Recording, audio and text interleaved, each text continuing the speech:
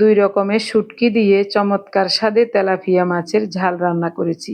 আমরা যারা শুটকি খেতে পছন্দ করি, কিভাবে সহজ পদ্ধতিতে অল্প সময়ে শুটকির তরকারি রান্না করা যায় সেটাই আমি আপনাদের সাথে শেয়ার করছি। ৩-৪টা অলুয়া মাছের শুটকি আর কয়েকটা লইট্টা শুটকি নিয়েছি। প্রথমে শুটকিগুলো খুব সুন্দর মতো বেছে কুটে ভিজিয়ে রাখবো। কমপক্ষে ১-১.৫ ঘন্টা শুটকিগুলো ভিজিয়ে রাখবো, কারণ লইট্টা শুটকিতে অনেক সময় বালি থাকে।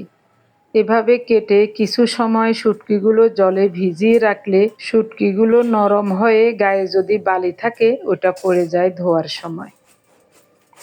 তেলাপিয়া মাছটাকে ছোট ছোট করে কেটে নেব।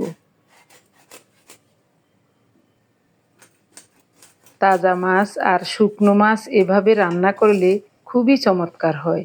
শুধু একটা তরকারি দিয়ে ভাত খাওয়া হয়ে যায়।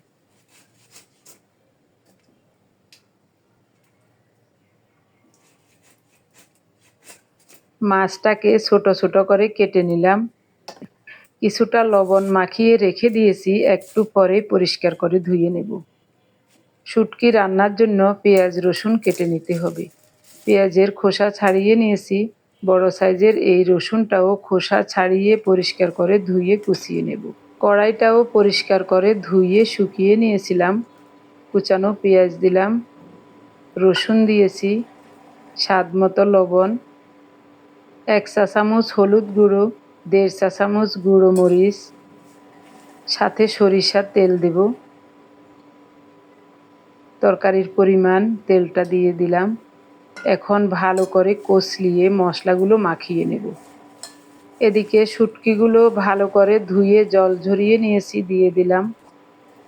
তেলাপিয়া মাছটাও লবণ মাখিয়ে ভালো করে ধুয়ে নিয়েছি, মাছও দিয়ে দিলাম।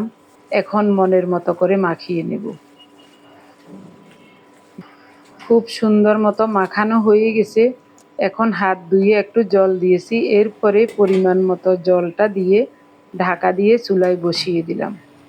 এই রান্নাটি যে কোনো মাছ দিয়ে করা যায়, একেবারে সহজ পদ্ধতিতে শুটকি রান্না। অল্প তাপে ঢেকে ঢেকে প্রায় ৩০ মিনিটের মতো রান্না করলাম। খুব সুন্দর মতো রান্নাটা হয়ে গেছে। একটু মাখো মাখো রাখবো, একেবারে শুকাবো না। চুলাটা অফ করে দিলাম। রান্না হয়ে গেছে, নামিয়ে নেব। আপনি যদি আমাদের মতো শুটকি খেতে খুব পছন্দ করেন, তবে এই রান্নাটি একবার করে দেখবেন। জীবনেও এর স্বাদ ভুলবেন না। ধন্যবাদ সবাইকে।